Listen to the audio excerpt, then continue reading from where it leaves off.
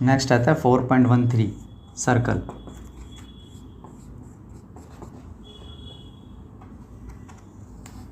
Circle is not a polygon, circle is a curve. Polygon क्या बताया था? वो शेप, वो फिगर जो नंबर ऑफ लाइन सेगमेंट से मिलके बनी हो, बट इसमें तो लाइन सेगमेंट ही नहीं है, तो ये क्या हो गया? कर्व। और कौन सा वाला कर्व हुआ? Close curve.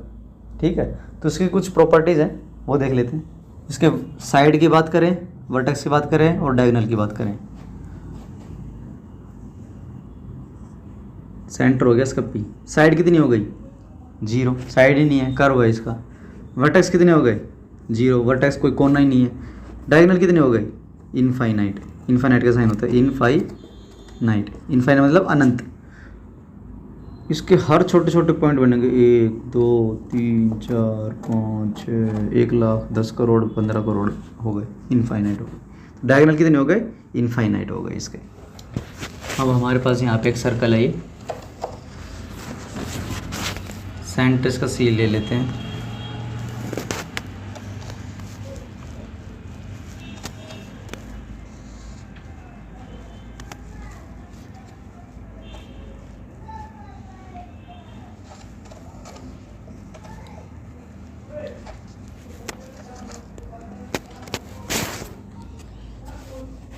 अगर सेंटर से कोई भी लाइन इसकी बाउंड्री पे डालते हैं, जैसे CA, CP, CB, CM, सारी साइड आपस में क्या है? इक्वल है, ये सारी साइड इक्वल होती है। तो सेंटर से कोई भी लाइन, सेंटर से कोई भी लाइन अगर हम साइड्स में डालते हैं, उसकी बाउंड्री पे डालते हैं, तो वो सारी इक्वल होती है।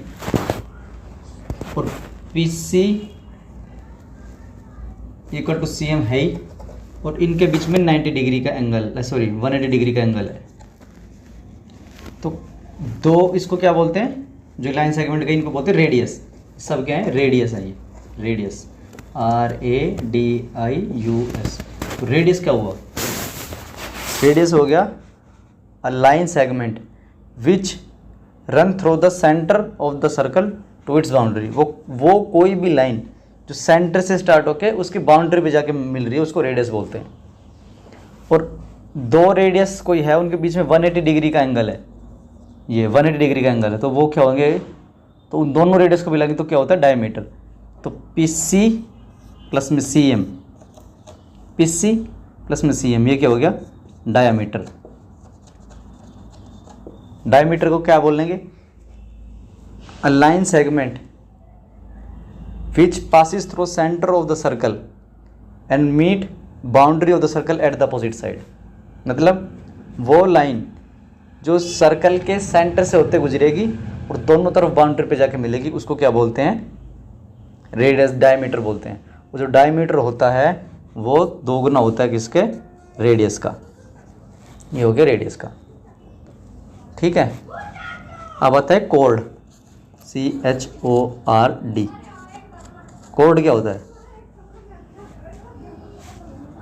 PB is a code. Code क्या हुआ? अ line segment between 2 points on a boundary. Boundary के बीच में कोई भी दो लाइन सेगमेंट, कोई भी दो पॉइंट को बीच में जोड़ने वाली लाइन को कोड बोलते हैं। तो ऐसे देखा जाए तो PMB तो कोड ही हुई भाई। PMB तो बाउंड्री के दो पॉइंट को मिला रही है, बट यहाँ पे एक और पॉइंट आता है, वो सेंटर से पास नहीं होनी चाहिए।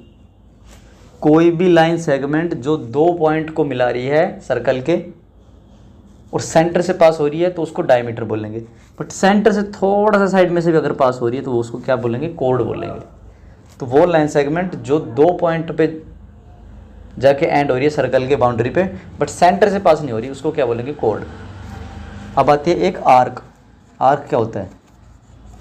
से APB एक आर्क हो गई। तो आर्क क्या हुआ? अ portion of a circles boundary. किसी भी सर्कल की बाउंड्री का कोई एक छोटा सा पोर्शन, वो आर्क कहलाता है। हो गया। अब आता है सर्कमफेरेंस।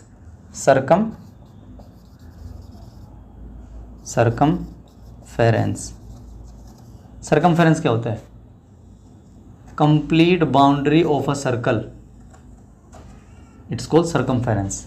PABMA, ये क्या हो गया, सरकमफेरेंस। तो एक धागा अगर इसके चारों तरफ ले और लपेट दें, फिर उस धागे को मेज़र करें, तो वो लंबाई आ जाएगी सरकमफेरेंस हमारे पास सर्कल की। ठीक है, तो ये भी हो गया। अब 2 पॉइंट आते हैं हमारे पास, sector of a circle and segment of a circle. ये सर्कल हो गया।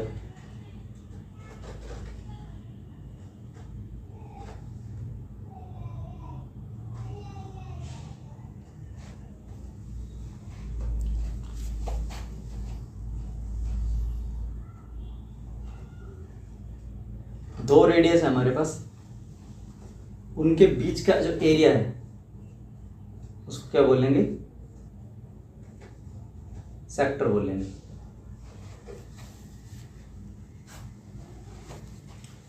और मान लो ये ए है, सी है, ये बी है, ये डी है, ये ई है, और डी और ये हमारे पास क्या है, कोड।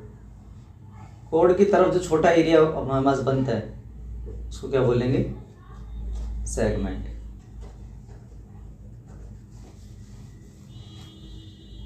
तो सेक्टर क्या हुआ, दो रेडियस जिस तरफ उनका एंगल छोटा है, जैसे ये एंगल बड़ा है, ये वाला एंगल बड़ा है और अंदर का एंगल छोटा है, तो छोटे वाले एंगल की तरफ जितना भी एरिया दो रेडियस के बीच में कवर होगा उसको क्या बोलते हैं, सेक्टर ऑफ सर्कल।